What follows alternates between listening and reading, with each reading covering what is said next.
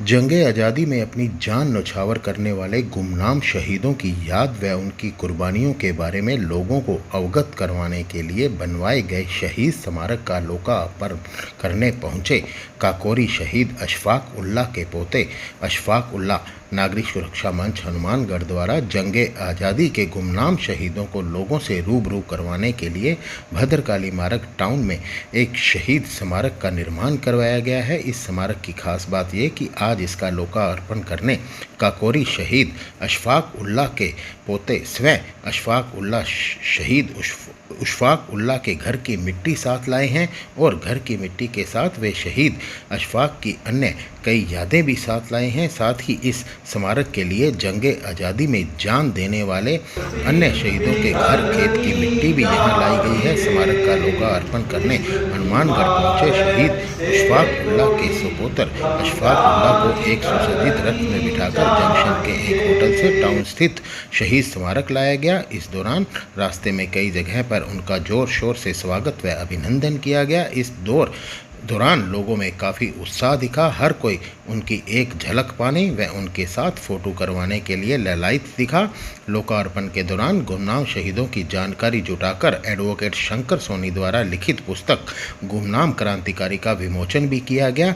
व इस दौरान अशफाक उल्लाह ने यहाँ पे जो नागरिक सुरक्षा मंच के जो संयोजक हैं शंकर सोनी, उनके इस कार्य की काफ़ी सराहना की। हालांकि उनका कहना था कि ये कार्य सरकारों का है कि जो गुमनाम शहीद हैं उनको इतिहास में दोबारा लाया जाए। तो वहीं शंकर सोनी का कहना है कि जो पार्टियां सिर्फ राजनीति करती हैं लेकिन शहीदों को जब उनके बारे में कुछ करने की बात आती है तो पीछे हट जाते हैं। तो वहीं स्वयं अशफाक उल्लाह ने कहा कि सरकारों को राजनीति करने की बजाय इन शहीदों के लिए कुछ काम करने चाहिए और जो गुमनाम शहीद हैं और जिनका इतिहास से नाम हटा दिया गया था उनको वापस ये इतिहास लिखा जाना चाहिए। और इस तरह इस कार्यक्रम का यहाँ पे 4 घंटे ये कार्यक्रम चला और उसके बाद समापन हुआ। हनुमानगढ़ का ये ऐतिहासिक शहीद स्मारक आज वजूद में आया। बहुत प्रयासों के साथ शंकर सोनी जी और इन लोगों के सभी नागरिक सुरक्षा मंच के माध्यम से ये आज स्थापित किया गया।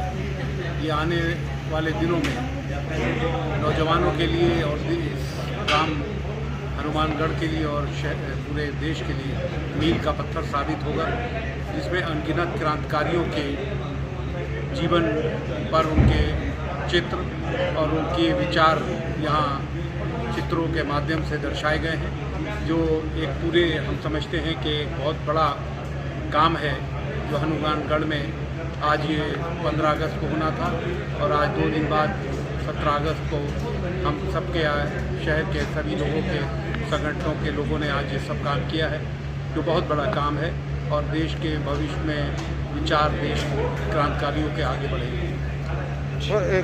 और क्या मानते हैं इसका उद्देश्य था कि जो गुमनाम है शहीद उनको थोड़ा लोगों से रूबरू करवाना, तो क्या कहीं ना कहीं चूक हुई है इतिहास में या कोई ऐसा हुआ है? क्या वजह रही कि काफ़ी लोग गुमनामी की ज़िंदगी में चले? आज जो सोनी जी ने किताब लिखी है और उसका विमोचन हुआ, गुमनाम शहीद क्रांतिकारी जो आज नाम दिया गया है, पुस्तक हुई है, उसमें बहुत से लोगों के नाम आए हैं।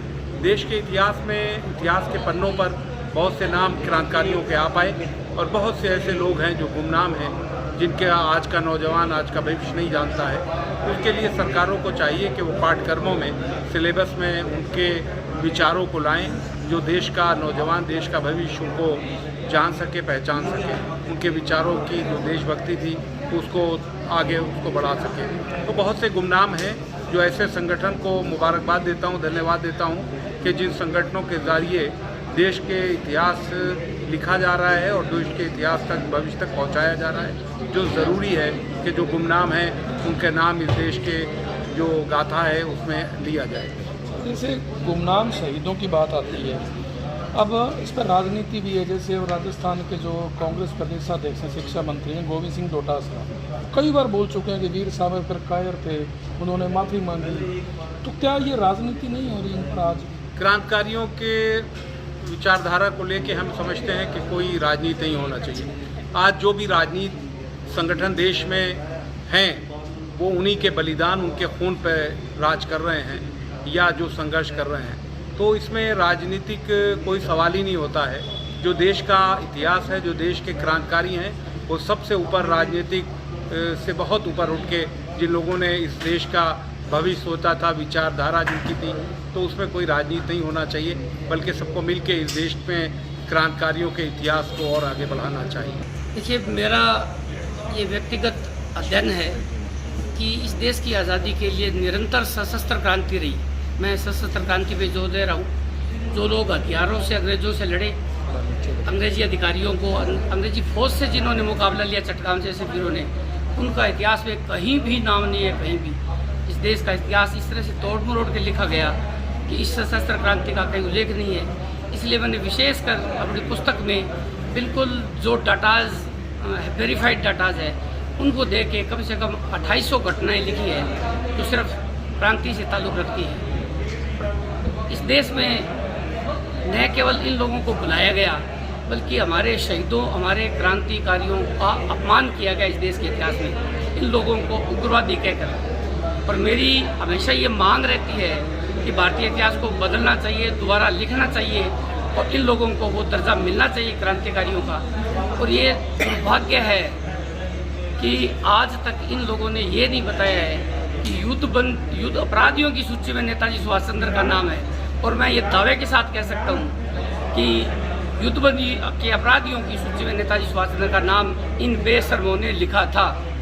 और आज ये माफ़ी मांग के ये हटा दे, हर वीर को कम से कम सम्मान देते भी ये भारतीय क्रांतिकारी थे। ये आपने अपने निजी स्तर पर किया है, क्या लगता है आपको कि ये सरकारों का काम है?